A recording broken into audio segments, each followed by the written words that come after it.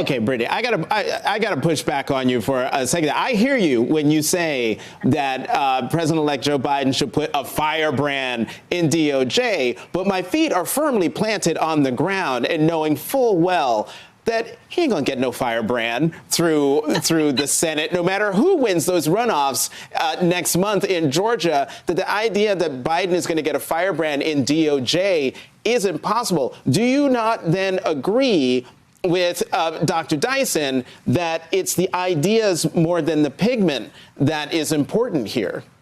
Look, when Black folks are asking for representation, we always are thinking about the content of people's character. I don't like it when folks try to reduce the argument for a Black face to an argument about mere representation. We all learned our lesson with Clarence Thomas. I mean, I was only 10 years old, but the country learned its lesson with Clarence Thomas. That's never what we're saying. And I know what Biden's orientation is, but I thought that American politics was the place where we as voters who put these people in office get to make demands. And so, yes, I believe in pragmatism. And yes, if he's going to choose a white person, any of the people that are currently on the table, with the exception of Merrick Garland, who I think is a bit too centrist for my taste, but I like Sally Yates. I think Doug Jones could do a fine job. But look, Black people get to make some demands, right? What did Frederick Douglass famously say? Power concedes nothing without a demand. Right. It never has and it never will. And this is the time for us to be bold. Our country burned over the summer. We have lost over 300,000 folks,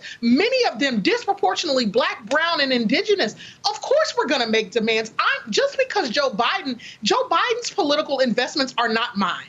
And so I'm going to make the demands that are going to make things better for Black folks, right? Recognizing that for Joe Biden to have Congress he wants to work with, he's got to have Black folks show up for him in a big way in Georgia. And so, yeah, we get to be bold and say, put people in office who are going to fight for us. And if those are white folks who have good liberal sensibilities about them, we'll take them. But if we could get Black folks with liberal sensibilities, that would be even better.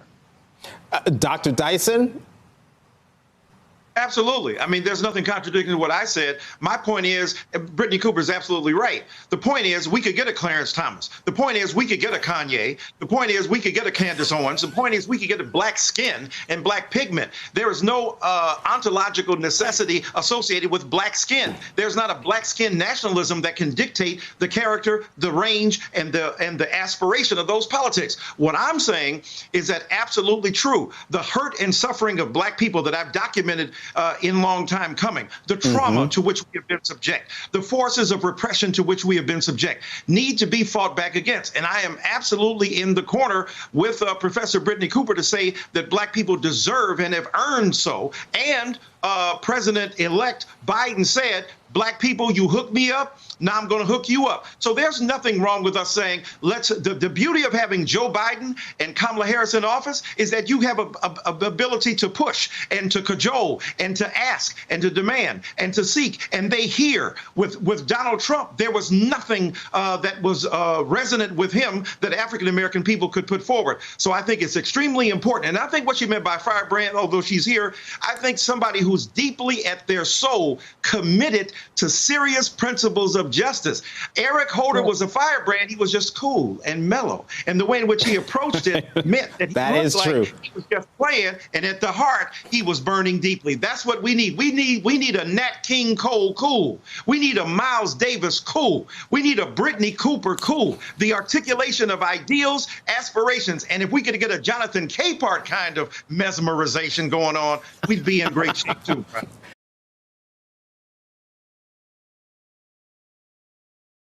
Hey there, I'm Chris Hayes from MSNBC. Thanks for watching MSNBC on YouTube. If you want to keep up to date with the videos we're putting out, you can click subscribe just below me or click over on this list to see lots of other great videos.